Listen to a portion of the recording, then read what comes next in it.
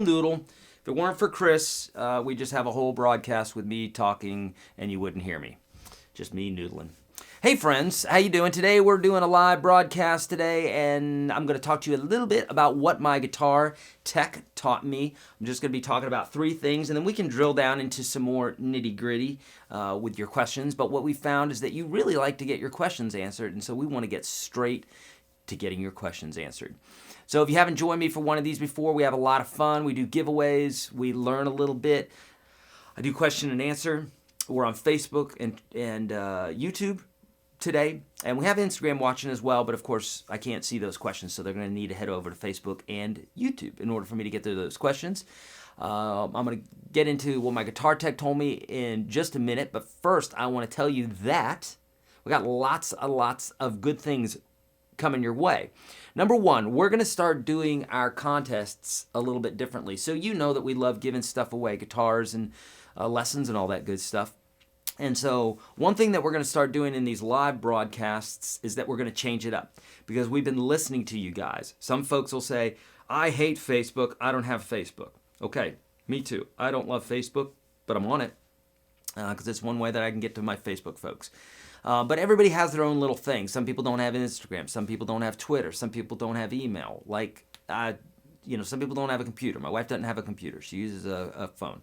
So everybody's different, right? So what we're going to do is we're going to start changing these contests up so that everybody can win and you can be happy.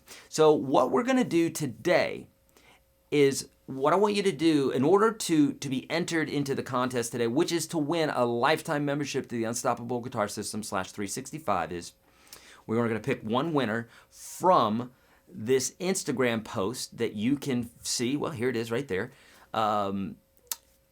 Instagram, we just put this up this morning, I believe. So what you would need to do is leave a message on it. And then what we're going to do is we're going to pick somebody who's left a message on there. My friends, do you know how easy that is to do? It's super crazy easy. We probably only have a few hundred people watching today. I think last week we had like 300. So your chances of winning are pretty darn high, especially since a lot of people don't do these sorts of things. So you're beating the crowd if you actually go there and you leave a comment. So leaving a comment on that Instagram post will allow you to be entered into the contest, and then we're going to pick a winner, okay? I believe that we have a link for that in the description of the video as well. You're going to hear me talk a lot about this free course today, folks. I'm going to be referring to that a ton. Really important that you pay attention to this, because that free course, there it is. It literally is the first 30 lessons that I teach all my students. We've had, I believe, 160,000 people go through this already. Okay, a minimum of that. That's just on my site.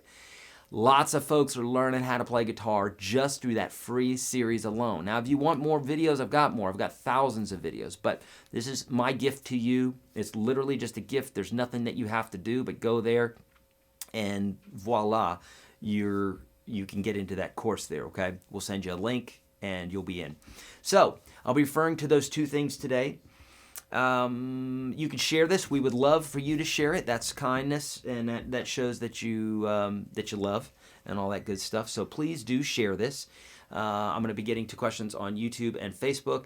And again, we've on YouTube, we've had this thing started from Thrash Metal, so kind of him, where he started this whole trend here of donating during these broadcasts, which is really great. I've specifically said that I'm going to, here we go. James is saying, why just Instagram? Don't have it. Not fair. Wah! Okay, so we're going to get that a lot. We're going to get a lot of folks crying. And James, don't cry. We've got something for you. What you got, Mike?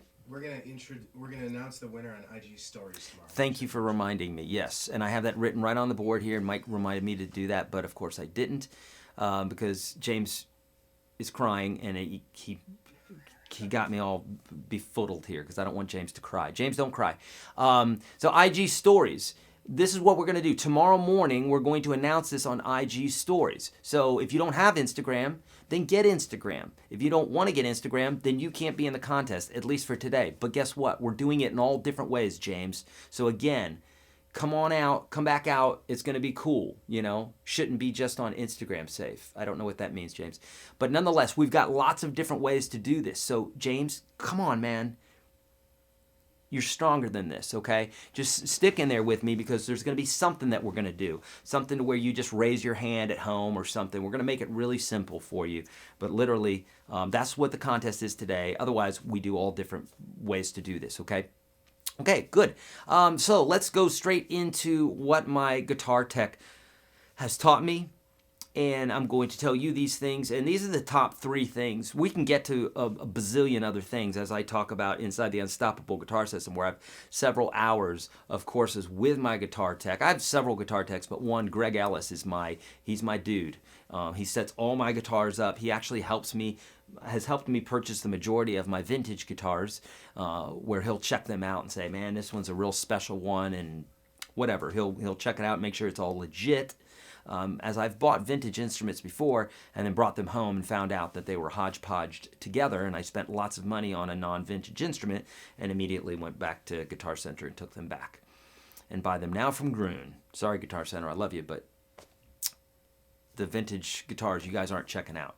Okay, so the 3 things, and I'll drill down a little bit, the 3 things that my guitar tech taught me was, number 1, get your guitar set up. Oh, but Eric, it costs money. I know. Everything costs money if you want something good. Everything takes time, takes energy if you want something good, okay?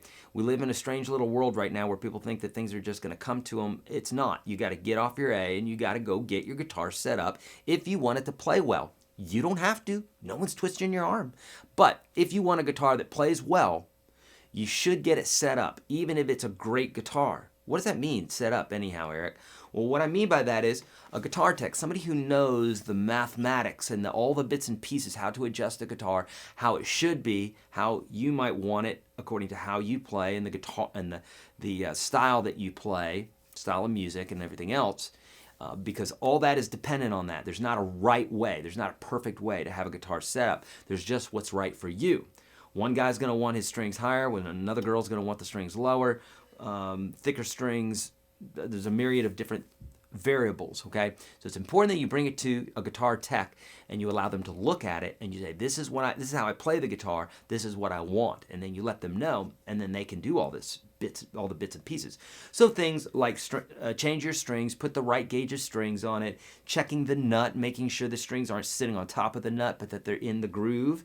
Also making sure that they're not stuck in the groove so that you don't have tuning issues, that sort of thing.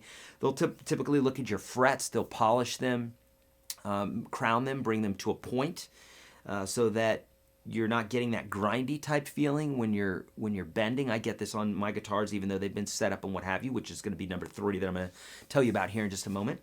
But there's all bits and pieces. The bridge can be adjusted. The pickups can be adjusted. You may have scratchy potentiometers. You may have loose wiring, or the connection for your jack is loose. Your neck may be bent back, or it may be straight. It shouldn't be either. It should be slightly arced this way. So it should not be bent back, and it should not be straight. Okay, a lot of people think, oh, my guitar neck should be straight. No, it should not. It should actually have a slight bow to it. More on that, see a guitar tech. Don't do it yourself. At least in the beginning, don't. Okay? They adjust the truss rod, which is a steel rod that runs inside of the neck here, which adjusts the neck specifically for this. They'll adjust the intonation so that when you tune your guitar and you've got a nice sounding E chord, then when you go up the neck, all your other chords will be in tune as well. That's called the intonation, and that's adjusted by the individual saddles. How the pickups are set up in regards to where they're at in the strings is going to depend on how you play the guitar. You don't want your strings touching the actual pickups like that. That's going to be weird. So sometimes people put their pickups way up. That's because they think that's the best way. There's not a best way. There's only a best way for you. You're going to hear me say that a few hundred times until you get it in your head, okay? Because it's really important that you understand this. Otherwise, you're going to be going down the wrong rabbit hole, and you're going to be chasing something that you're never going to find. Okay, so number one, bring it to a guitar tech. If you want to learn this process, it's a great time to learn. Because if you're sitting in front of an expert of any sort, I don't care what it is, and you sit there and you watch them, and then you ask questions and you say, well, why are you doing that? Well, then what's going to happen is you're going to learn, and you're going to be learning straight from the horse's mouth, from somebody who really knows what they're talking about. And you can just get a plethora of information just from sitting there and watching some expert do their thing and then asking questions. Well, why do you do it that way? You're going to get answers, and you're going to learn how to do this, and you might even be able to do it yourself, okay? So that's number one. Bring your guitar to a guitar tech. Bring it to someone who's established, someone who has a good reputation. Don't be lazy. Take the time and find someone who's good in town. Ask questions, okay? Really important.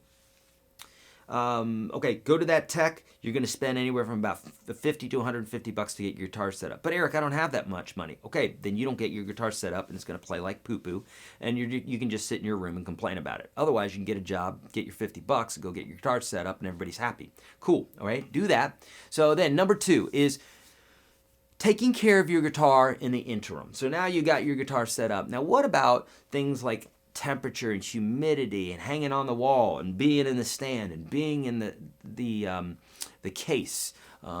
Should I allow my children to twist the knobs, the tuning pegs on my guitar? Should I set my guitar up near the fire so it stays nice and warm? I like a fire. I like to be warm. Eric said I should treat my guitar like I do my pet or a baby. Okay, cool.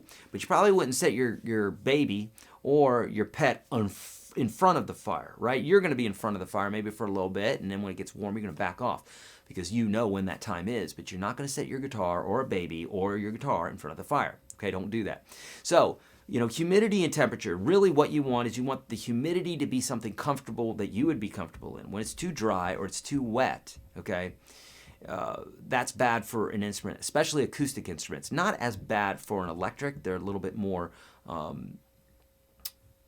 pliable, not pliable, but they can take a licking a little bit more than an acoustic instrument can because they're hollow and very thin wood and that sort of thing, very affected by humidity. So a range of between like 55 through about 45 through about 65 is where you want the temperature or where you want the humidity on your guitar. A real great place if you want it to stay there for a long time is about 50 through 55. It's like the optimal place for a guitar to stay. And some of that is slightly guitar dependent and temperature dependent and that sort of thing. But these are general ideas. If it's 20 in your house, don't sit here and try to, is it 53 or 54, Eric? Get it out of the 20 range and get it into the like 45 to 65 range. You're going to be much better. Okay. Same thing with temperature. If it's really, really cold, your guitar should not be sitting in that temperature. If it's really, really hot, your guitar should not be sitting in that temperature. If it's really, really cold out, you shouldn't have a dog outside. You shouldn't have a child outside. These are common sense things, and the only people that don't understand them are people that are they've checked out. But when it comes to a guitar, right, we don't think as much that way because we're like, it's inanimate and it's totally fine. No, it should be in a basic temperature that it's comfortable for you if you want that guitar to last.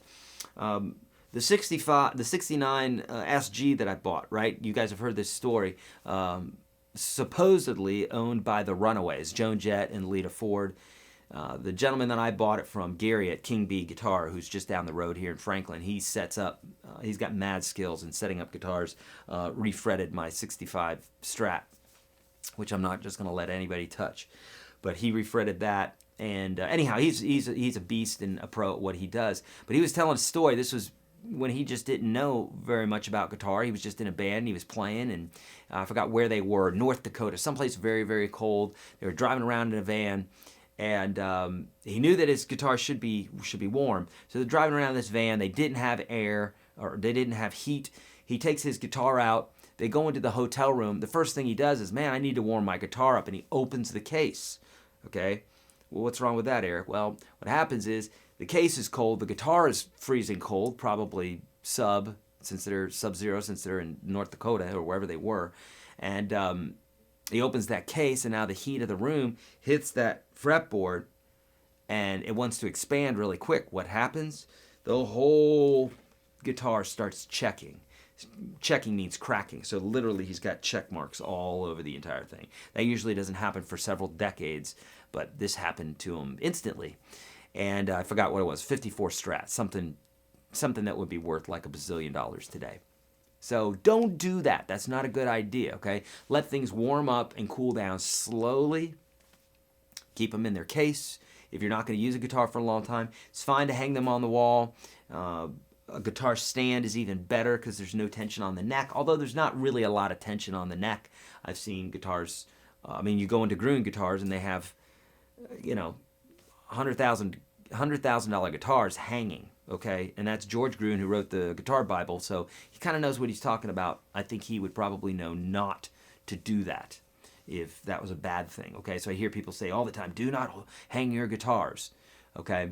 You do whatever you need to do, but I'm telling you, in all my years, from all the guitar techs that I've been around and everything else, they've never said, do not do that, okay? Now, if it's for a long time, you're gonna store a guitar or something like that, yeah, put it in the case. It's better anyhow. Nothing's gonna hit it, okay? Okay, what else? In tune-up. Tune-up's number 3. So what's a tune-up? Well, my guitars, I've got several guitars, many, and I don't take them to my guitar tech as much as I should, as often as I should. And because of that, I can feel it when I'm playing, or the intonation might be wrong, slightly wrong, because it's been set up already, but maybe the tuning will start getting a little unstable. Or the thing that I notice the most is when I'm bending, when I'm doing blues like that, and I'm bending notes, and I can feel what I call a gritty fret, but it's not gritty. I mean, essentially, could have some dirt on it, but what happens is it gets uneven, and the frets need to be polished.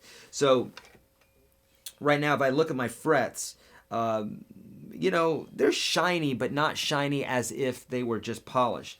When you get a good fret polish job, they're literally like a mirror, and you could look into them and you could see it's like a little mirror image. So that what they do is they just take a real fine sandpaper and buff them out, so that when you do start bending and vibrato and that sort of thing, it will not have that feel. It'll feel more like skating on glass. Have you ever ice skated, and like right when you get on the ice, like the first moment after the Zamboni is just like made it all nice, right?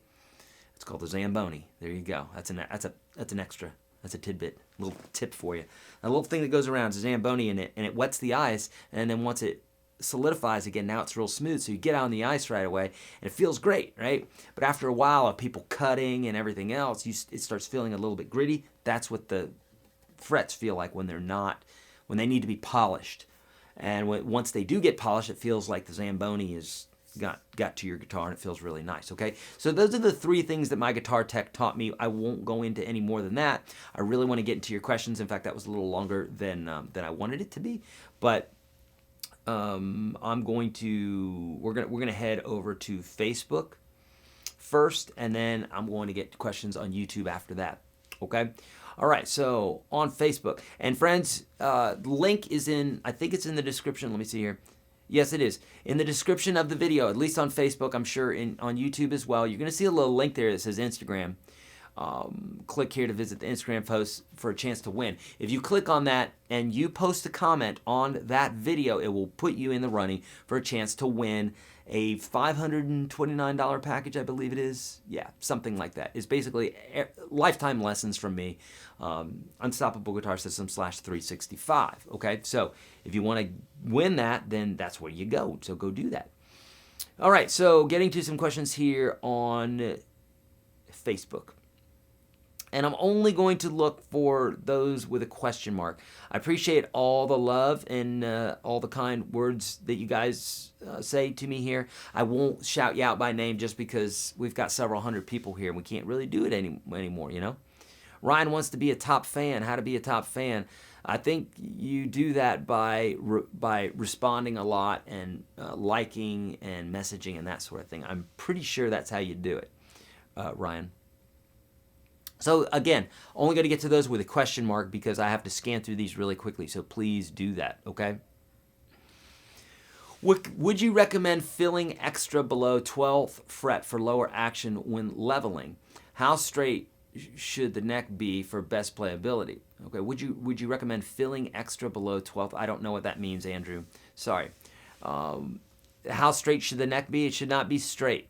And these are all things that if I said, you know, this sort of angle or whatever, you wouldn't be able to do it anyhow because you need the specific tools that a good guitar tech's going to have, Andrew. Take it to a guitar tech. If you really want to do it yourself, watch a guitar tech and learn from them several times before you attempt to do this on your guitar because I'm telling you, you're just going to mess your guitar up. Not for good, you're just going to jack it up to where it just plays like crap and it's going to frustrate you. Don't do it. There are tons of great videos on YouTube, and if you really want to study that stuff, you can. But I'm telling you, you got to be diligent with this stuff. You can't just throw caution to the wind and be like, oh, I watched one video on setting a guitar up, and now I'm a luthier. Doesn't work that way. Okay? The same reason you can't watch one video from me and then you're off to being a great guitar player. It takes watching lots of videos and practicing a ton, right? Okay.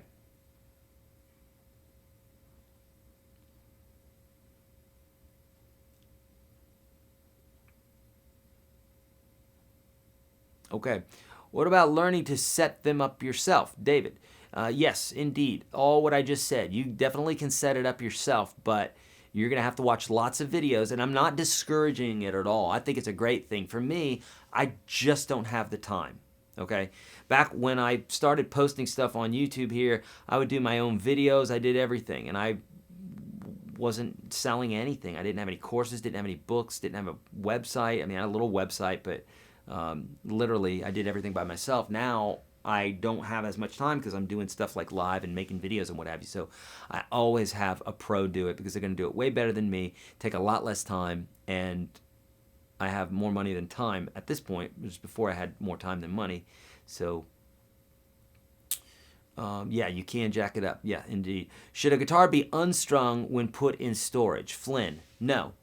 Now, if you're putting it in storage, some people will loosen the strings a little bit, but this 65 Strat has had, well, do I have an older one? Yeah, this guy, 59.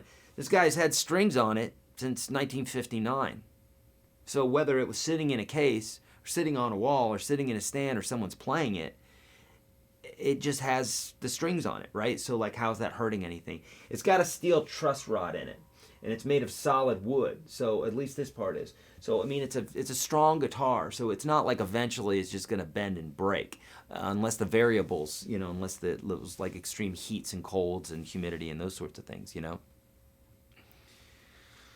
Okay, beautiful guitar playing at the beginning. Thank you. Is the background music you were playing to was something you record, and on what? So Gene, that particular track was just a track that I found on YouTube, but I have literally, and it was just one track that I like. It's just one that I like right now.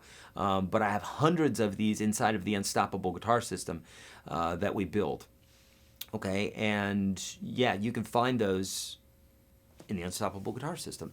But how do you record those? Well, you could do it with looper programs. You know, you can do it with software. You could do it with literally like a looper pedal. You can do it with Pro Tools or Logic. Logic is a great one. So many different ways to do it. How do you practice, not record, in the studio? Hold on. Mostly with amp or headphones on. What are the cons to each? How do you practice, not record, in the studio, mostly with amp or headphones on? Well, so before I had this set up, I would take my amp and take my guitar and go into the other studio, which is where the guys are right now, and I would sit in front of the production computer and plug my amp in and then headphones and do all that. And that was a little bit of a setup. Didn't take very long, maybe like 5 minutes or whatever. But what I'm finding is this, and this is an extra little tidbit here, is the longer it takes you to set up, to play guitar and to practice, the less likely you're going to be to practice. Now, I know what you're saying. Hey, Eric, I do it all the time. That's fine. But what happens if it was so easy that the only thing you had to do is sit down and start practicing? That means that every time that you want to practice, you could just do that instead of having to set up. Take 5 minutes to set up, 5 minutes to tear down, etc., etc. So I'm finding that this setup now is amazing because I've got my monitors that I can look at. I've got my amp right here. I've got my guitar. I come in here all the time, several times a day, whether I'm doing a video, doing a live something, or I'm just practicing, and I can just sit down all in the same place, nice comfortable couch, and go to town. So that's what I do. I don't use headphones now, so I've got my amps, I've got my PA here that's got the jam track going through, and bingo bango jango, I'm practicing, and it's so fun. Okay. Is it common for tellies without the glossy finish to have a gritty wood feel on the high E string that mostly is off of the bottom of the fretboard? Todd, I guarantee you that's not the fretboard that you're feeling, that it's the frets itself. If you look at a side angle of when you're playing the guitar, if you're playing on your fingertips, your fingers, depending on the height of the frets, usually with like jumbo frets, your fingers won't really touch the fretboard itself. I know that sounds crazy, and the first time that I identified that, I was like, wow, that's crazy. It's like we're balancing on this tightrope. But truly, that's what it is.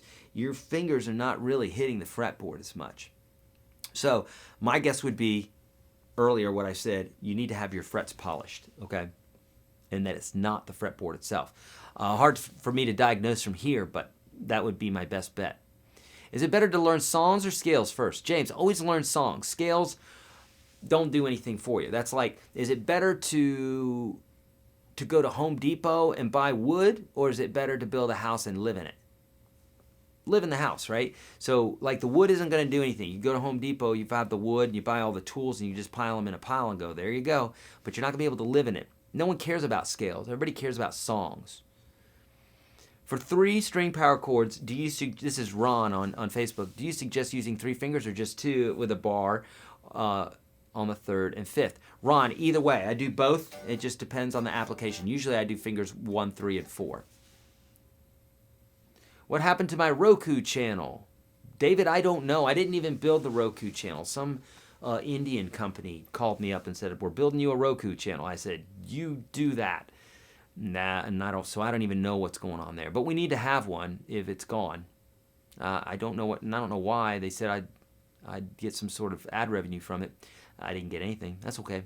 Helping people play guitar. I suppose a lot of people were on that, though, so that's cool. Jude's saying, on an acoustic, I believe the saddle bits are fixed. Besides the truss rod adjustment, would anything else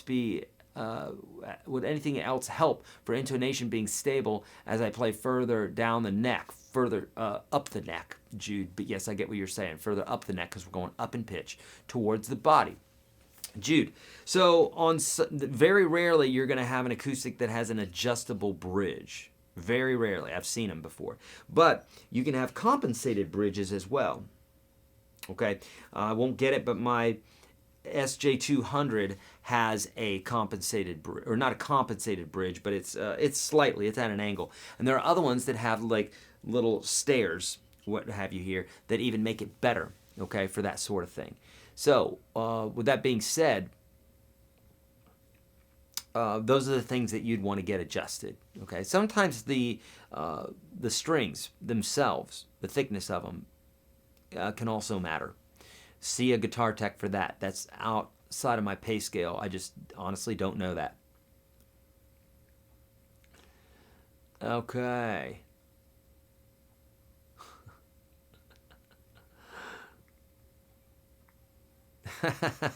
All right. Rosewood, ebony, faro, or glossy maples, your preferences, if at all? I don't have any preferences, Ryan. I really do not. I've got all. I've got Brazilian rosewood. I've got regular rosewood. I have ebony. I've got maple. I've got unfinished maple. I've got finished maple. I've got all. And I don't even think about it when I play. Here's a tidbit. Thank you for asking that, Ryan. And there's nothing wrong with asking this. I think little things like that are very important, but in my opinion, they're little things. And the more that we can concentrate on trying to sound intelligent when we play. I say trying to because at first we don't. We just don't.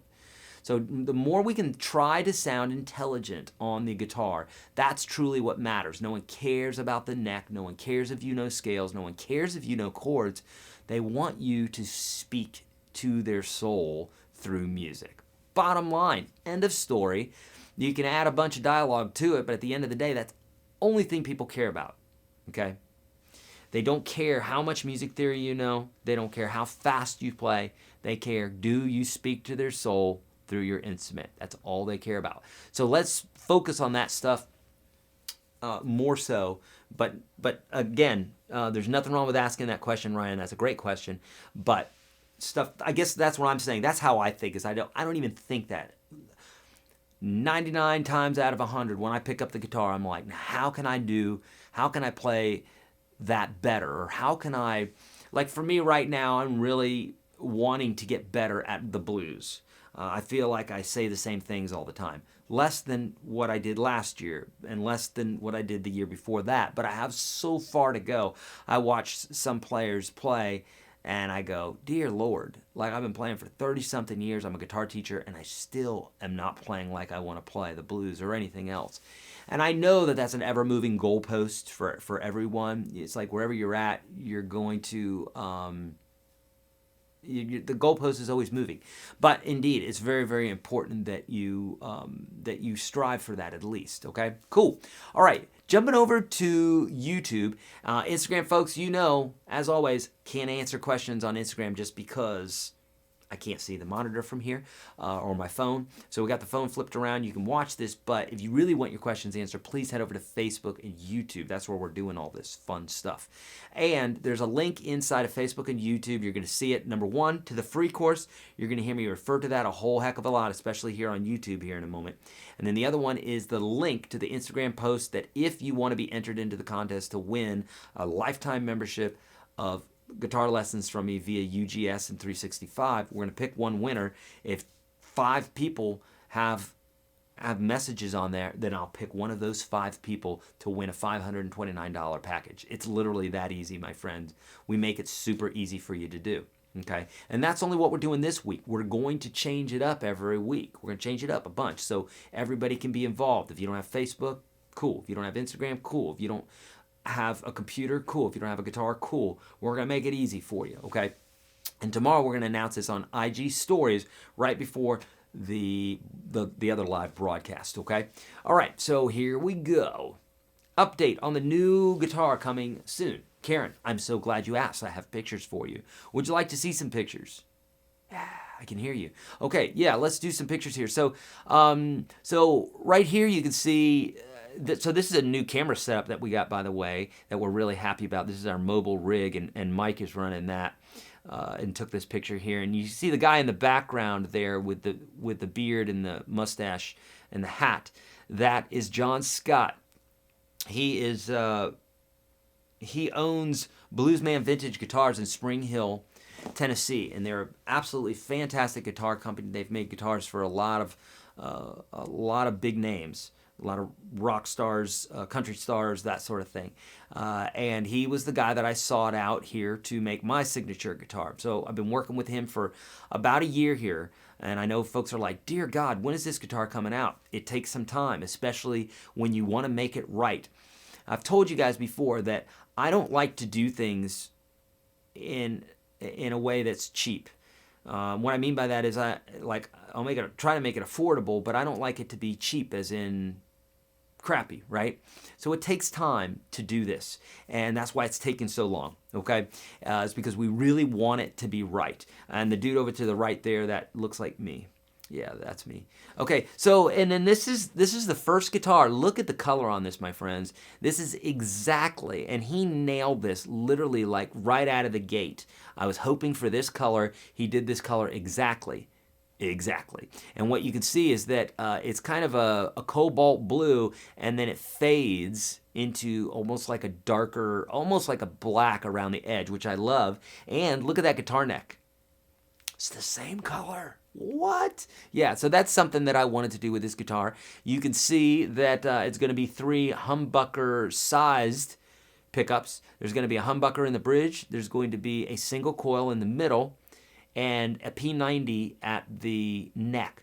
Tentatively is what we're going to say. We're also going to be able to tap the humbucker pickup, meaning it'll be a single coil as well. So you can get all the stratty sounds that you want from it, but then you can also get that gritty rock and roll P90 sound, and of course you can rock out with your socks out with the humbucker pickup. Now what you're seeing here is, and I had to remind John that I really, really wanted this. So again, this sets the clock back a little bit, but he painted the guitar all beautiful and everything. And I said, but John, I want to be able to really get up into this upper bout, right, on the guitar. See, like on Tellys and Strats, you got that big block right there. Not so much on a Les Paul or a set neck, a glued-on neck, as opposed to a bolted-on neck. Well, this will be a bolt-on neck, but not just a bolt-on neck. They are inserts, different than bolts. With inserts, you can literally take them out and take the neck off, and you can have a carrying case about this big, bring it on the plane with you. You're going to be able to travel with this beast of a guitar. It's going to be doing everything for you, but it's going to have inserts in it. So metal inserts into the neck so that you can take the screws in and out. Can't you do that with a regular guitar, Eric? Yes, you can, but you're going to wear out the wood. You don't want to be doing that, okay? You want to take the neck off a couple times in its life. You don't want to be taking it on and off when you're traveling. This guitar, you'll be able to do that. And Chris, if you put that picture back up again. So if you notice with this here, he actually had to sand it down. So what we did is this part right here, the block, is he sanded it down so that you can get your hand up in here for those top notes. Also on the front of the body, he did some sanding right here. I say some sanding, it's like some routing to where literally you can get your hand up there better than you could, say, on a Strat or a Telly. Okay, cool. So those are all the things. So that's how it's coming along. We're going to let you know more about that. We've got lots of video, lots of pictures and what have you, but we wanted to, kind of give you a little bite-sized piece today, but I promise you that lots more is coming up, okay? Okay, and I'm only looking for those with question marks, okay? Not looking for those just comments because that's you guys talking amongst yourselves. Is the cage system any useful after learning pentatonic scales? For teachers said it's just a waste of time to learn. So it's not necessarily a waste of time to learn, but if you're learning the cage system to understand your pentatonic scales, to me, it's helpful, but the way that I teach things is I teach things if there's going to be like this massive aha moment where you're like, oh my God, there it was all along. Now I can do this. If it's just like kind of like, oh, cool, that's kind of helpful, I typically don't teach it. I'd rather continue to search, dig in the dirt, and find the things that are really going to wow you, that are really going to get you to understand the guitar on a really deep level. Now, inside the Unstoppable Guitar System, I have several courses on the caged system, specifically for chords, but then I also have one that is for learning your pentatonic scales and understanding your pentatonic scales according to the cage system. That being said, I think I even introduced the course saying, hey, I'm teaching this because I think it's helpful, but it's not like some massive aha moment. It's like you're going to see the shapes there and they're going to make sense. But even when I'm playing, I don't even think of the cage system very much, okay? I just don't. But that's me. Some will click where another doesn't. Teacher just don't know it is discouraging you from looking at it. Yeah, and sometimes people, you got to be very careful with guitar teachers, especially ones that are very opinionated, saying, well, this is the only way to do it. You better do this. We got to be real careful about that because it's rare that in anything in music or art in and of itself that you have to be so stringent. Art is completely subjective. So if Stevie Ray Vaughan is playing the way he's playing with all the wrong fingers, or Jeff Healey, who's blind, is playing the guitar like this, I'm not going to tell, when he can play circles around me, I'm not going to tell Jeff Healey that he's playing wrong, okay? Your guitar teacher might, but I am not going to do that. I'm going to reserve it for, hey, that note doesn't really fit. Is that the note you were going for? If so, okay. I'm going to be a little bit more subjective about it, okay? Dear Sage, when finger picking and picking the same string in quick succession, should you alternate fingers? So, Karma Police, it depends. And I love that song. I love Karma Police.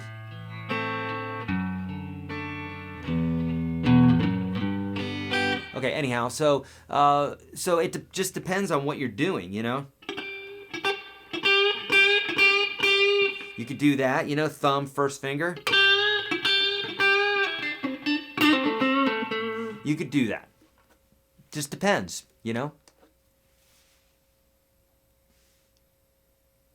Okay, okay, great. Have you seen the hinged guitar? I think Taylor has them. Froggy. I haven't. Frog, I feel like I've seen something like that where there's like a mechanism that you do and then it just folds over the guitar. I think I've seen something like that. And and that's really cool.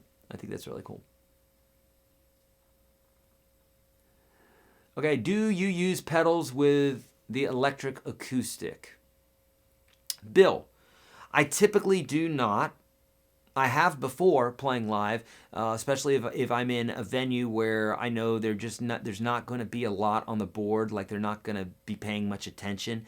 Like maybe there's nobody there at the board. It's just a matter of, well, there's a dude there at the board and he's like, okay, you got levels now, and then he goes off and has a beer. So if it's that guy, then sometimes I'll use a pedal where it has like, I've got my tuner built in and some reverb, maybe some delay or something like that, or EQ, in case he's not paying attention. Then I can just quickly do some tweaks. So here's the deal. If there's a need, like in what I'm telling you right there, then yes, use pedals. Otherwise, typically you wouldn't. But there's nothing wrong with having a little mini acoustic board that you would run your guitar through. Probably not going to have a lot of overdrive and those sorts of things unless that's your thing and you're just trying to be diverse with your acoustic guitar. Otherwise, a tuner is good. A looper pedal might be nice if you're going to be doing that. Reverb, delay, some sort of multi-effects unit might be nice. Okay.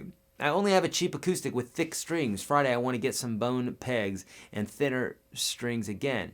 It's just a Jasmine acoustic if I've had from the start. Is it okay to change it up? Yes, indeed. Always change it up. Always do that anyhow. Change things up in all areas of your life. It's very important to do that philosophically, psychologically, for all different reasons, because we get stuck in ruts, okay? This is a life lesson. This is a guitar lesson. Change things up, specifically just to change them, even if you know that you're doing it right every single time. Challenge yourself and change what you're doing because you might find that you could learn something still. So important to do. And I do this constantly. I do it with food. I do it with all sorts of things, changing things up. Eric, is the cage system the same as the numbering system? No, it's not. But the two work in tandem very well. I've been looking for this info and a teacher like you. How do you suggest getting started with your lessons? I see the link, but where do we start? So my friend, I specifically created that beginner course. And I say a beginner course, I should call it a foundational course. In fact, I'm going to start doing that from now on because it's less of a beginner course and it's more of a foundational course. It's just that foundations typically start in the beginning. But I cannot tell you how many folks have been playing for 30 and 40 years that have taken this free course and they go, well, God, no one ever taught me that. And now that I'm doing that, now I'm playing better because they're building foundations. A lot of people skip over foundations because they just want to get straight to playing Van Halen. I love Van Halen, but you got to learn some basics, okay? So, BJ Dental, you're going to start at video 1. So you'll click that link, get inside the course. You're going to start with video 1 that talks about myths, and it's going to talk about all sorts of things that you're probably thinking in your head, like your fingers are too fat, that your hands are too small, that you weren't born in a musical family, but I don't have talent, all these things that are complete myths. But Eric, they're true. I promise you they're not. I've been doing this a while, and I know this better than you. Sorry. Okay, there's a lot of things I don't know better than you, but I know this better than you. If I know one thing better than you, it's that. It's that all those things are myths and that you truly can play the guitar and you can do anything that you want on the guitar if you have the tenacity and you work your ass off for it.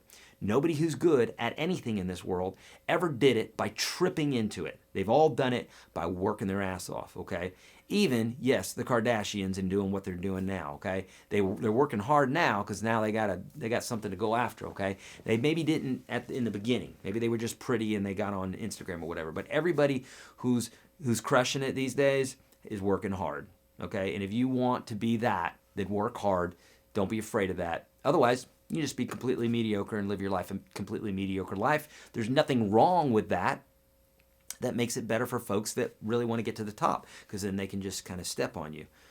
Don't be that guy. Go for it. Go for whatever it is that you want to do and be awesome. How did I get off on that tangent? Well, by which video to start on? Of course. Start on video 1, my friend. That's where to start, okay? Changing it up. That's what it was. It was changing it up. Been playing a while, and I know the basic chords and some scales. Where should I go from here? I mean, I'm trying to learn some songs, but what should I focus on? Mahalio, you should focus on the step that's the next step. So wherever you're at, that next step is what you need to focus on. But Eric, what are you talking about? I don't know what that is. That's why I created the free course. This doesn't work for just one guy. It works for all guys. It works for all gals. There's a specific way. And from teaching literally thousands of lessons. I mean, I was teaching like 70-something lessons a week for a while, for years. And that builds up to where you go, well, man, from now on, I'm going to teach them this before that, because that makes a lot more sense. Anybody who's in that system knows what I'm talking about. If you're in UGS or you're in the free system, let other folks know so that they can see that what I'm saying is true. Please just give a shout, amen, or say, dude, I'm in that first 30 and it's amazing, or I'm in UGS and it's amazing. It's step by step. Let them know that I'm not just that I'm not just saying this. It's legit, step by step. That's where you should go, my friend. Start with the free. That's right.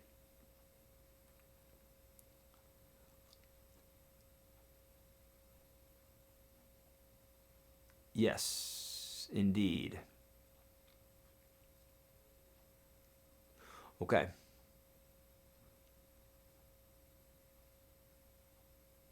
Have I ever played TV Jones Model 10 guitar? No, I haven't, but TV Jones they've got some really cool stuff. Okay. Did Kurt Cobain master the guitar before writing songs? No, of course not. And really, when we're talking about mastery, we're talking about a concept. It's not ever achieved. My book, Guitar Mastery Simplified, it's not something that's achieved. It is a theory, right? It's like you'll never know everything about this instrument.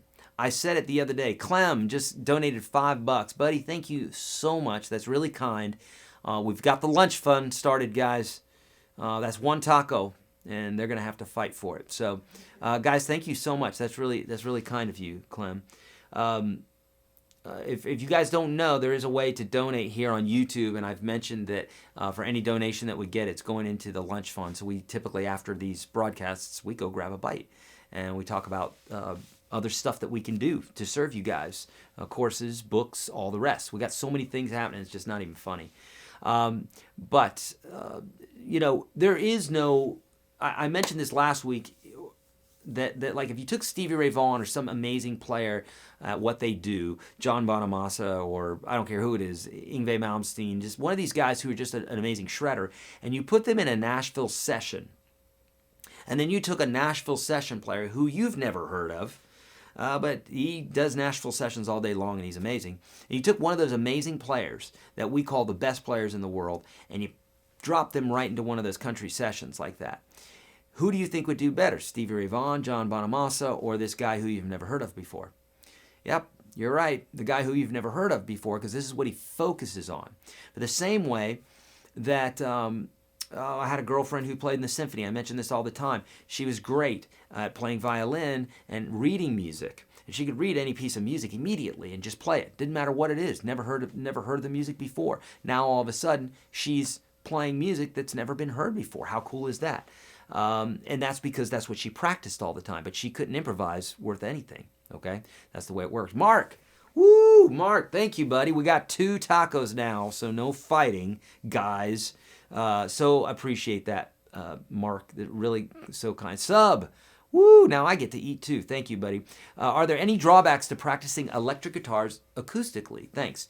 Subskip, no, there's not. And I do it all the time. So in the evening, after I've done my videos, after I've practiced, after I've done all my bits and pieces, and then the wife wants to watch Vanderpump or the Housewives of whatever, and I'll sit there with her, and we'll actually, I'll bring my guitar up there, so I'm noodling, so I'm not feeling like I'm totally wasting my time, although I'm spending time with my wife and watching some goofy show, but I'm practicing at the same time, and that's what I do. I'll just grab whatever I find here or whatever's inspiring me. I'll bring that guitar up, and I'll start noodling away at it while I'm watching TV, and it's really nice because it's quiet, right? Super cool, okay? So, question is, would you rather go clean, tone, or go distortion? It depends what I'm trying to do. So earlier, right, we had this tone, which is kind of a cleaner tone.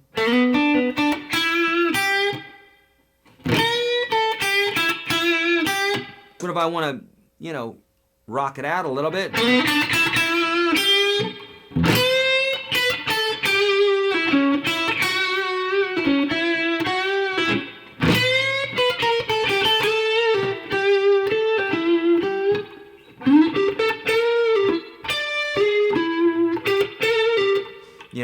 So then I'm gonna really just jump in and dig into it a little bit more. Make sense? All right.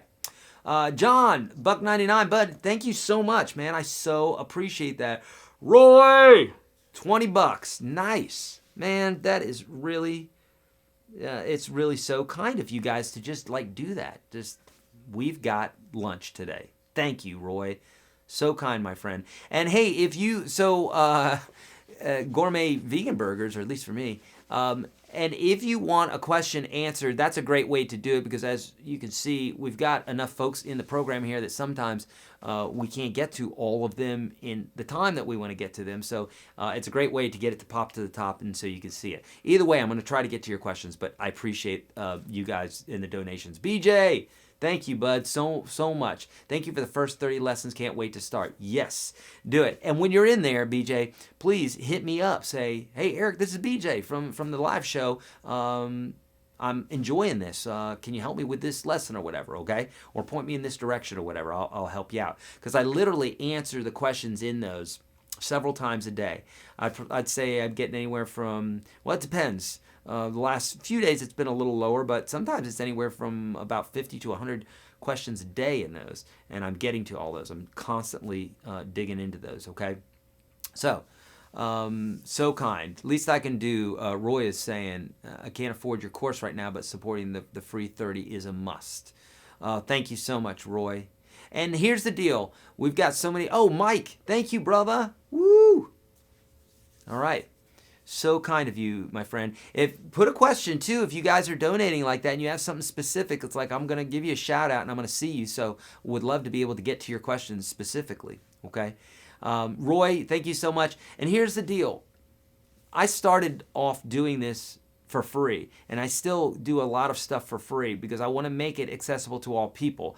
Obviously, this stuff where Mike and Chris aren't sitting in there for free, although they've got great hearts. It's like I gotta pay them, I gotta pay Jason, there's tons of folks that I gotta pay. So like at the level that we're doing this thing now, it really is like a legit deal. So that's why in the Unstoppable Guitar System I don't give all that stuff for free, because I got to make money somehow, right? I got to keep these lights on and buy guitars and everything else for what I'm doing. But I've always wanted to have some sort of free bit that I can do for folks so that they can, so that it's not just, so that they're not just stuck because they don't have the money, Oh, John, thank you so much. John's gave $10. Thank you so much, my friend. $9.99. So cool, man. I feel so special when those colorful things come up. I love that YouTube's doing that. So cool. Thank you, John. Is there any device that will play backing tracks at the same sound level? Peter's saying. Peter, I'm not sure what you mean by that. I just use the computer, and it's running through Wirecast, which is a system that we are able to do all of our Zooms and all that stuff with. And so I have to adjust the volume if it's too loud or too quiet, okay? Mike is saying triads versus caged. Here's the deal, Mike. The caged, a triad is a 3-note chord. So a 1, 3, 5, right? If we take A major, we go 1, 3, 5, that's a triad. Well, that's a G shape in the cage system. So we're doing both. So it's not like one is better than another. They're both important. Learn them both. And inside of the Unstoppable Guitar System, I teach triads a few different ways. Climber 7565, thank you, buddy. So kind of you. So appreciate that. And I'm going to get to your question right away here. What was I talking about? Okay, well, I missed it. I'm so sorry. Climber 7565. Hey Eric, thank you for your lessons. Please show how to practice the major pentatonic versus the minor pentatonic. Okay. So Climber, so if we're playing a jam track, okay, and it's like, let's do this. Let's get like a, so if I'm doing like a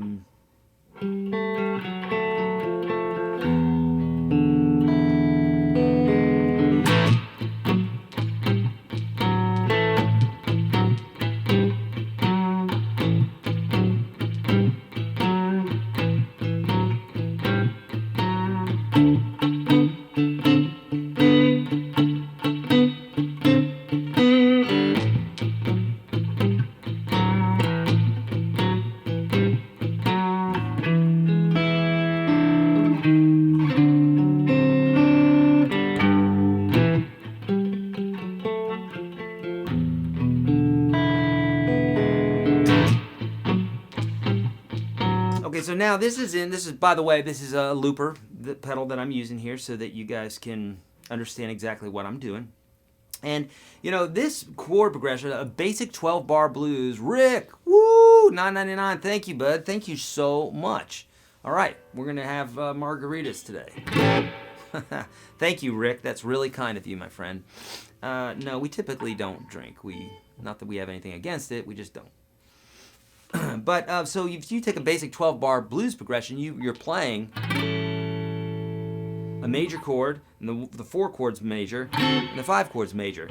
So technically, we should be able to use a major scale over the top of it, but it doesn't really just the major scale doesn't really sound great like that. You know, Keith, thank you so much, my friend. You rule, dude. We got all sorts of lunch funds for today and tomorrow. So kind of you. Thanks, my friend. So, you know, a lot of people, when they approach the blues, they'll use the blues scale over the top of it, right? Sounds something like this.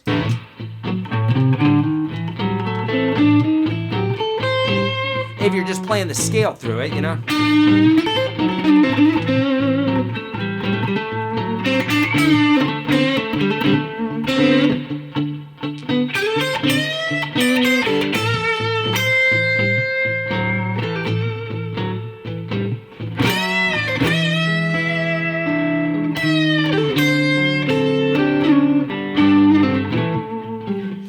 Okay, so that's just using minor blues only, okay?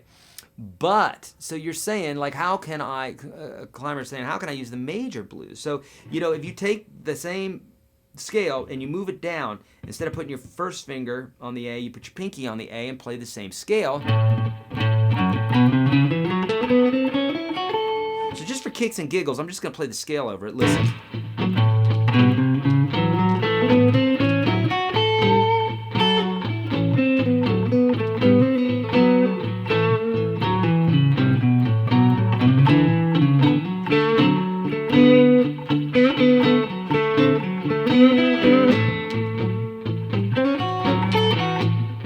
Okay, and so you could do that. You could just sit there and play around with the major blues. But what happens a lot, especially like B.B. King and Stevie Ray Vaughan, and really anybody who's playing like some real legit blues, is they're mixing the two.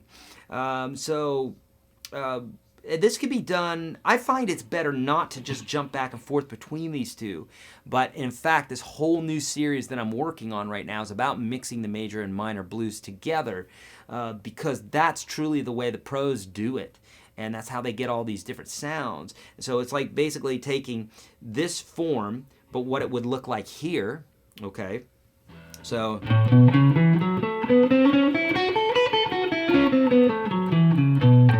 and then taking this scale and taking those two forms and like superimposing them in one spot, and then what that does is it allows you to extrapolate and pull major or minor whenever you want, and you can use both, but typically you're kind of, one phrase might be major, another phrase might be minor. You can mix the two. You definitely can. But so like maybe this is how that would sound, okay? Major sounding. Here's minor.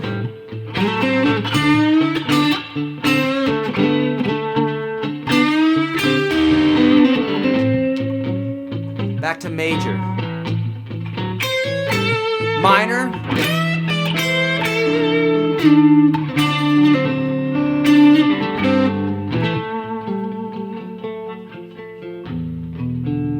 Major.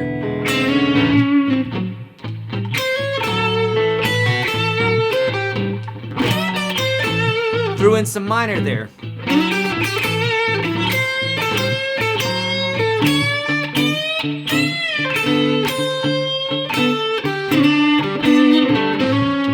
Major.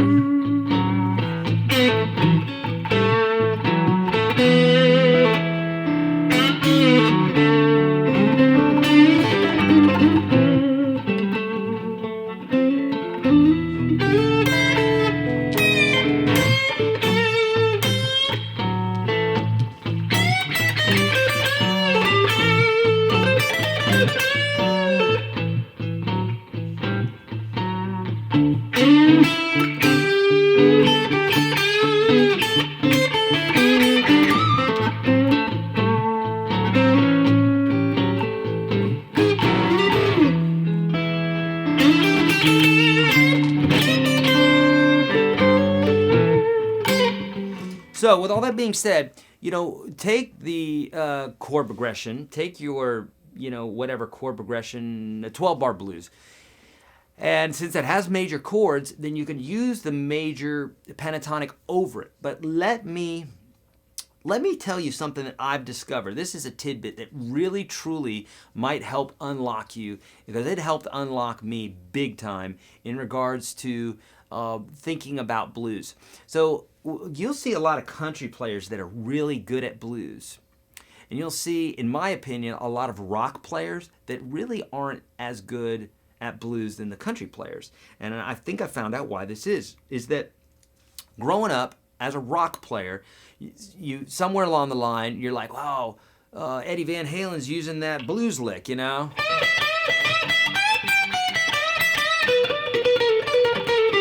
Right? From that recent video that I just put up. That's all blues.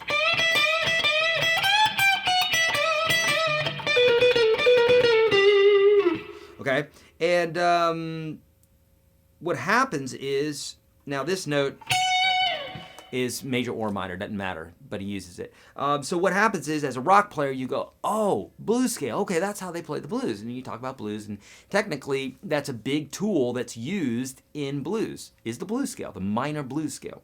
But what happens is, a little bit of information without the other information, and you just sit there and milk that scale. Now you're wondering why you're not sounding bluesy like Stevie Ray Vaughan or B.B. King or Albert King or whoever, and that's because a lot of those guys are mixing the major blues in there as well. So what I would advise you is, if you're a rock player and you've played a lot of blues, or you think that you're playing blues but you're not playing like you want to, is stop playing the minor blues altogether, at least for a little while, maybe like a day or two, and really get your mind wrapped around the playing major blues. Because what happens is, the tonic is going to be in a different place. So your bends and all of your licks and all of your riffs are going to be totally different. And guess what? They're going to sound like crap at first because you're going to be going for these muscle memory type licks, and they're just not going to work because they're backwards. So what you're going to have to do is you're going to really have to get familiar again with the scale, but in the major way. That's my advice to you, okay? So when playing major, this is climber again, so when playing major, one plays it from high to low tones? No. Climber, no, not necessarily. You can play whatever you want. It really has to do with what notes are you picking, okay?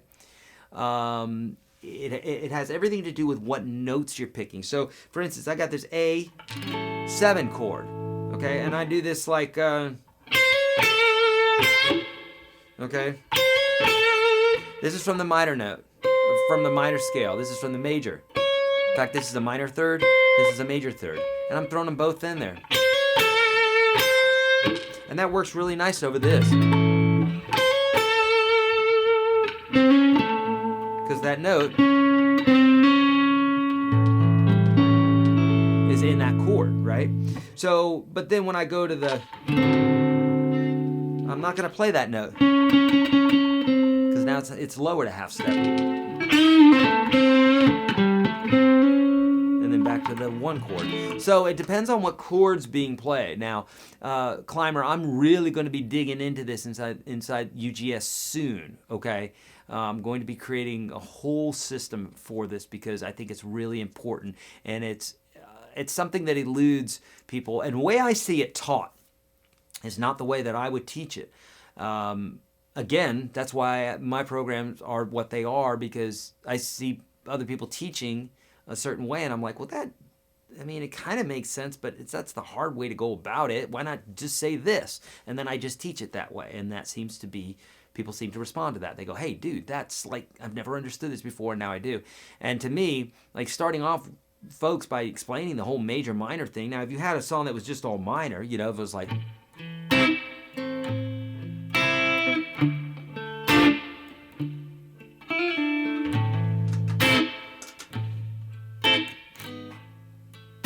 if you did that, right, then you were only going to use minor blues over the top of it. You wouldn't use major blues because that would be a paradox. It wouldn't sound right.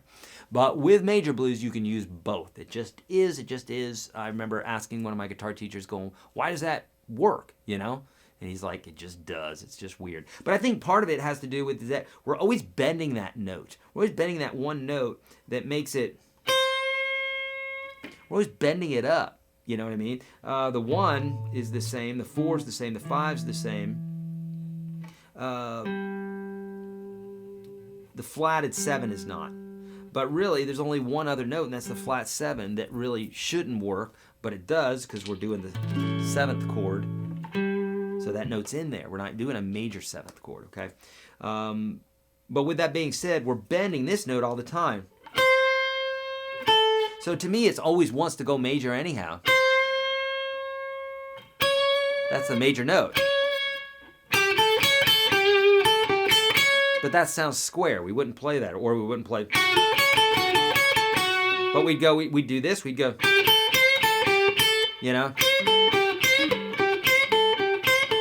But we wouldn't go. It just sounds square, right? We bend up to it.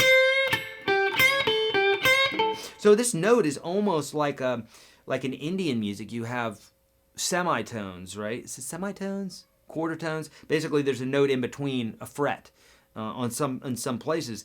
And to me, it really lends itself to that sound because it's just like a quarter bend, And it's in between the two notes, and it's what the ear wants to hear, okay? How to improvise without sucking at it. Let's play guitar. How to improvise without sucking at it is to improvise and suck at it. I'm not joking, suck at it. And then keep doing it. Learn some licks, take some courses, watch some videos from me, watch some videos from some other folks, and learn. And then take that and apply it, okay? And then you're going to suck less. And the more you practice, it's not just practicing. You do have to study this stuff, right? In some way, you're taking licks from another guitar player or something. But what happens is, magically, the suckage starts going down. It's like as practice goes up, suckage goes down. This is very technical. So here's the suck line, okay? And you're practicing, here's your practice, and it stays the same, right? But if you start practicing more, suck starts going down. It's very scientific, but it works, okay? So seriously, practice more and your improv will suck, you know? Why don't I do any more YouTube collabs? Well, I would, and I'm planning on it. Papa's going to be here. I actually spoke with Johnny Highland the other day, again, who I've spoken with a few times, and he's just a swell guy and an insane guitar player. For those of you that know him, you know exactly what I'm talking about. This Johnny Highland, he's a beast, and he's been a beast for a long time. The guy is just phenomenal, can play just about anything, and I would love to have him on the show, and I talked to him about it. He's in Virginia now, but he's going to be coming into Nashville, I believe, in February, and I'm going to see if I cannot grab him and have him in the studio here, because you guys are going to be blown away by this guy, and hopefully he'll give us some tidbits. Okay. Sorry, question bump here. Can you pick only one or the other, UGS or 365 for starting and long term? Ryan, yes. If you're going to pick, here's the deal, Ryan. If you buy 365, then you just get 365, and yes, you can start there. But if you buy UGS, we throw in 365 with it, okay? It becomes part of that program. And here's the deal. Honestly, the Unstoppable Guitar System is what you want. 365 is great, but it's not like an either-or thing. You know, UGS is what you want. That's like having one-on-one lessons with me. 365 is like, okay, here's what to practice today. Let's get outside your comfort zone. Do this today. It's almost as if we were working out. I'm like, okay, today you're doing 20 push-ups, go. And then the next day it's like, okay, today 20 lunges, go. And that's all you do. There's no learning. I mean, you're learning stuff, but it's more like technique. You're learning technique because of the repetition and because I'm constantly taking you out of your comfort zone. That's what that's all about, okay? Ryan, start with the Unstoppable Guitar System. And if you would like a taste of that, then get in the free program, YourGuitarSage.com/30. The link for that's in the description of the vid. And it's really, really going to get you straight. For some folks, they just do the 30 and that gets them straight, straightens them out. They just don't need any more lessons. Other people, they're like, dude, I want to get better. I'm serious about guitar. I'm done playing around. I want to go forward. And then that's when they get in UGS. Okay, Thrash Metal saying that's an A major bar chord using an E major shape up the neck. Then a D minor playing an A minor bar chord up the neck. One string, then run string. Get it? Yes, that you did get it correct. That is true, Thrash Metal. You've got it, my friend. How can I mute my strings with my right hand for better soloing? Example, when bending. Okay, so just now I was doing a little Stevie Ray Vaughan technique where he does this.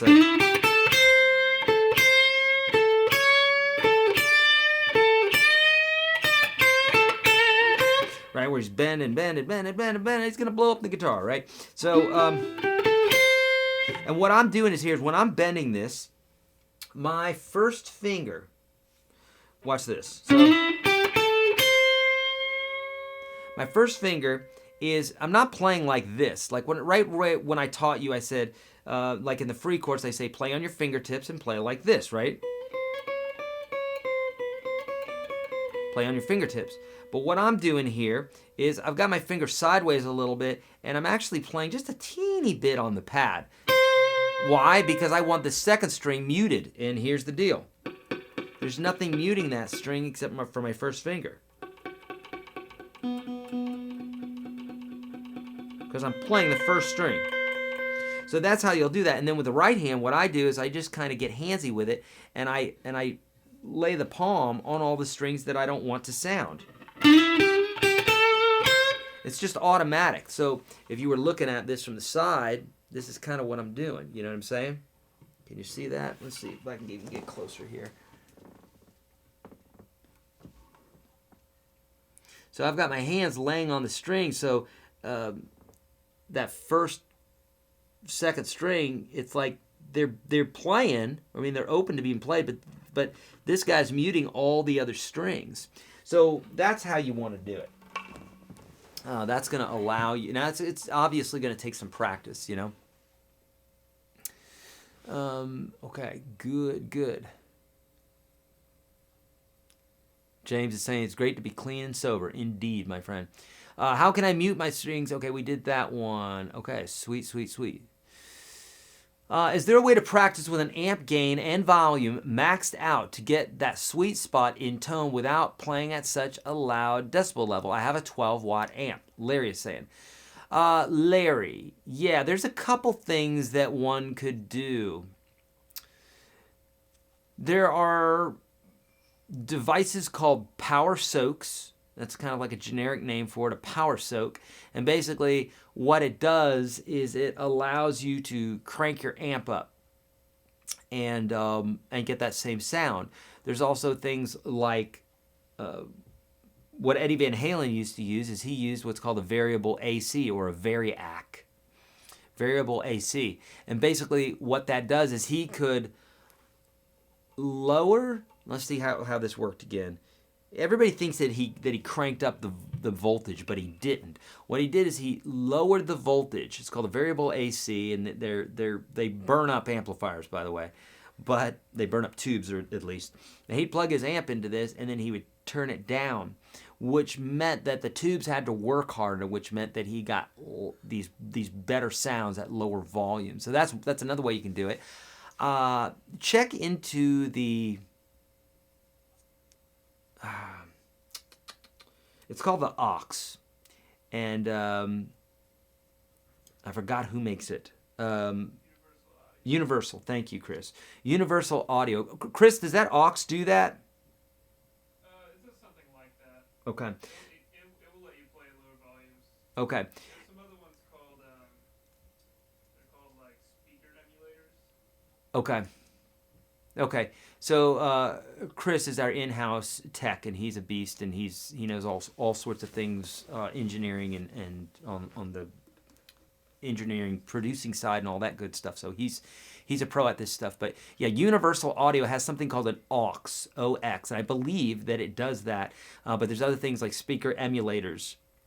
But essentially, what you're wanting to do is you're wanting to get that cranked volume up without the actual volume. So I understand what you're doing. The other thing, I mean, that's where overdrive pedals come in, right? Everybody's been using overdrive pedals for a long time now. So giving your amp more juice, okay, is going to help a lot. The pedal that I'm having currently built, actually it's built, it's done, it's probably in the mail right now. I'm going to get it any day now. Can't wait. I'm going to show you that and plug it in. You guys are going to hear it and fall in love with it. But all that to say, if you can drive more juice, more volume to your amplifier, then automatically you're going to start getting more of that overdriven sound naturally. Okay. All right. Good question. How to lower stage nervousness. So doing it a lot, getting on stage a lot, making sure that you are played up, making sure that you're practiced up. There's nothing worse for feeling nervous on stage, especially if you're self-conscious, than sucking and not being practiced up. Why? Because your conscious is telling you you're not ready for this. And guess what?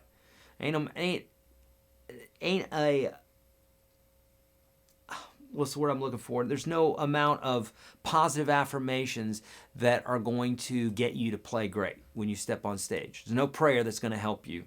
Okay? If you haven't practiced, you're going to get on stage and you're going to embarrass yourself. The only prayer that you might say is maybe that you don't feel so bad. But otherwise, if you're not practiced up and you step on stage, it's not going to be good. Okay, so practicing and making sure that you're prepared for a gig is the number one thing that you can do. In fact, being over-prepared, just do it, play, practice until you just know things inside and out. Then when you do step on stage, you're going to be like, man, I know this stuff is boring. And you're going to have a better attitude about it because you're going to be nervous, but now you've established it so much into your system that you're able to just go, okay? Okay, great. I'm reading Facebook comments on YouTube who's saying that would have been a great time for a question. But yes, I'm doing it on YouTube. Okay, pedal emulator or real pedals? I don't know if I've ever heard of a pedal emulator. There are amp emulators that are pedals and stuff, but not a pedal emulator. I mean, a pedal is a pedal. So it just depends on what you're trying to do. Are you talking about, you're probably talking about a multi-effect device as opposed to just individual pedals, and it really depends. It depends on your how much money you have. It depends on how modular you want to get and how specific you want to get. See, the deal is when you buy an all-in-one, if you don't like the overdrives in there, those are your overdrives. But you love the delays and reverbs, great. But you don't love the overdrives, and you're stuck with that. With a modular system, you can say, I love this overdrive, I love this reverb, I love this delay, and you can just build your ultimate board, what it is that you like. A lot more expensive doing that because each pedal is going to be a minimum $100, right? The cheapest pedals are like $100, and then going up to thousands of dollars, usually a few $100 per pedal. And so that's the most modular way to do it, but there's some caveats to all that as well. So it's a little bit more expensive and takes up real estate, typically not as versatile as a multi-effects processor. The cool thing about pedals is you can just literally reach down and grab the knobs and twist them, whereas a multi-effects, you got menus and stuff like that that you have to drill down, that sort of thing, you know. Are there any reverb pedals that you like better than the Holy Grail, and why? I like the Holy Grail just because it's easy, and it's on my big board. So, but I like it because it's easy and I can pull things up very quickly. Otherwise, I love the reverbs that are in my Kemper here. In fact, this is just Chris just downloaded that spring reverb for me. Very convincing. I love it. So I love the reverbs in there. I love the line 6 reverbs. So it's rare that I hear reverb that I'm like, well, that just doesn't sound reverb at all, or that doesn't sound good. So maybe I'm just not as picky or something, or either that or people aren't being honest and they're going, oh dear God, that reverb sounds terrible, or that reverb sounds so good. Like, to me, reverb sounds like reverb, and it's either spring or it's not. You know, it's either a plate or it's spring, and there's the length, the decay, and there's mix, how much you should be hearing, and that sort of thing. But I've never heard reverb where I'm just like, oh, that sounds terrible. It's just reverb, you know. But then again, maybe I don't have a very discerning ear. Just being honest, I don't know. Okay, do you have cool logged picks for sale, my dear friend? Do I have cool logged picks? I don't know what that means, so probably not. I don't have that, I don't think. How would I buy a guitar from you or see them? Noah's saying. Noah, so soon we're going to be releasing some videos and some pictures, some demos of my guitars when they come out. There's going to be 3 different types. There's going to be a custom, which is the kind that I will have, is that you're going to see. There's going to be a classic that's not going to have the same colored neck, okay, but it's still a translucent body. And there's going to be a standard. Now, they're all going to have real similar hardware, if not the same hardware, but it's mainly like the extras that go into it that make it more expensive. Okay, they're going to be more affordable then. Oh, a logoed pick. Do I have cool logoed picks for sale, my dear friend? Oh, gotcha. Okay, no, but we need to. In fact, Mike, if you would put that on the to-do list, we need to have some picks that you guys could buy. We need to find a good pick manufacturer. It needs to be something that I love too. Like, I love these. These are Dunlop Ultex, what they call sharps, and this is a 1.14, but I'd love to get my logo on these because these are fantastic. I love these. That'd be great. All right, great. I'm going to jump over very quickly. We're going to go 5 more minutes, my friends. I'm jumping over to Facebook, and I'm going to get some last questions there. And really quickly, do not forget, if you want a chance to win a lifetime membership to the Unstoppable Guitar System /365, the link for that is in the description of this video. Instagram's gone by now, so for Facebook and YouTube, folks, you still have an opportunity, and you can do this by clicking on the link and putting a comment in that Instagram post, and that will put you in the running for winning a lifetime membership to the Unstoppable Guitar System. Cool? All right, good. All right, so, oh, and also the free course. Don't forget about the free course. It's there for you. It's free. I can't make it any easier for that. It's like high quality stuff. People go, oh, free, it must be crap. Nope, it's the first 30 lessons that I teach all my students. So visit me here in Nashville. It'll cost us $1,000 to do it. And if that makes you feel better, then I will take your $1,000. Otherwise, it's there for you for free, but it's literally the same exact stuff I would teach you. In the studio, what guitar shapes and brands do you see with flat pickers? Okay, so let's first talk about flat picking. So when we're talking about flat picking, we're really just talking about a flat pick. Now, flat pickers, the word flat pickers comes from a flat pick, but a flat picker, when we're talking about that, typically we're talking about like bluegrass type of playing, from my understanding. And we're talking about acoustic guitars, so there's no real specific shapes other than dreadnought, which is your basic, I don't have one sitting here, is your basic acoustic guitar that you're used to. And the brand is almost always Martin. When it comes to like flat picking, bluegrass type stuff. Good question. What is the best beginner electric guitar in your opinion? Great question, Jeff. I have a few that I would suggest to you that are affordable, and you can find them on my Kit store. So kit.com/YourGuitarSage. I'll have Chris put that link up there for you. Kit.com/YourGuitarSage.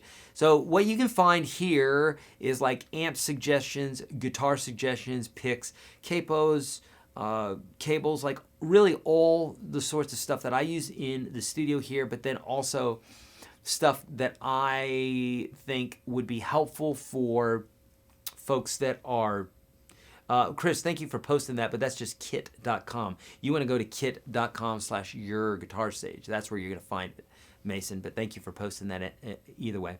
And so there is an Epiphone that's out there. There's lots of great little amps or more affordable amps that are out there, affordable guitars that are out there. Check that website out, though, for more detail. Mason, same thing, amps. You can check that out, but you're going to have to get more specific than just saying amps. You have to tell me what you're looking for. There's a million amps that one could buy. Okay. Michael Jenkins. I went to school with a Michael Jenkins. It was a buddy of mine. I'm just a beginner and went to a pawn shop looking for an amp. I bought one later and learned it was a bass amp. Do I need to take it back or just use the bass amp? Michael, if you can take it back, I would take it back. You don't want a bass amp. You want a guitar amp. You want something that'll overdrive a little bit. And check in that store that we just posted, because you can get some stuff for really affordable now. Real affordable amps. I prefer tube, but the overall, the all-in-one amps that are solid state are great too. What's your opinion on guitar lessons, online or face-to-face?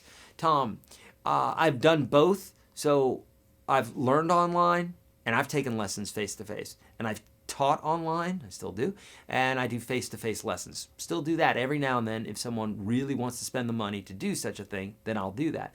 So I think face-to-face lessons are great if you have a great teacher.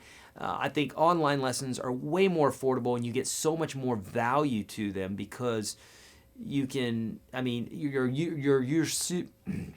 are usurping someone's time when you're sitting with them face to face, right? So they can only reach one person at a time, so it's going to be expensive. Whereas online, you can get so much more for the dollar. Okay,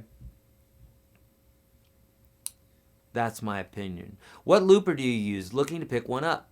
So this is built into the Kemper amp, but I use the TC Electronic Ditto. That's one of my more favorite ones, and it's a really great no nonsense looper pedal that is what you want. I think you can find that in the store too, kit.com/YourGuitarSage. Okay, we got a amen from Roddy and a UGS Works from Al Madden. Great, beautiful. Okay, and that is all the questions. So I've got all the questions there on YouTube or on Facebook. Is a hard pick better for sound than a soft pick? You want to use a soft pick when you're doing more strumming type stuff, and you want to use a regular, thicker pick when you're doing more precise surgery type stuff. Okay. You didn't see answer my money post on YouTube. Oh no, Chris, I'm so sorry. When should you change over from chords to finger picking? Should you master chords first? I'm so sorry that I missed that, my friend. How did I miss that? When should you change from chords to finger picking? Right away. Should you master chords first? No, there's no mastering chords. I mean, there's thousands, tens of thousands of them. So dig into finger picking right away. And Chris, I have a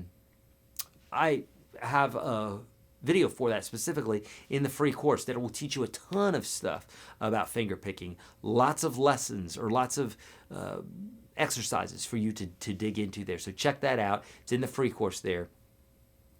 That will help out a ton.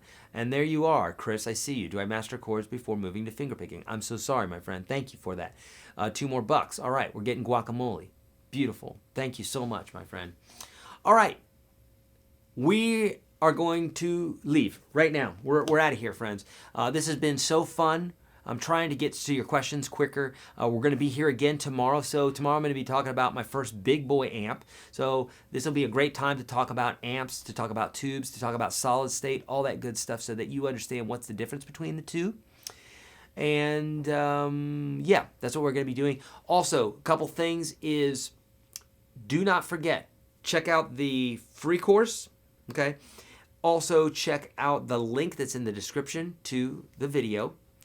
And we're going to have a bit there that's going to get you straight to Instagram where you can, right now, go leave your comment. And doing so, you'll be in the running to win lifetime membership. It's like the easiest thing in the world to do.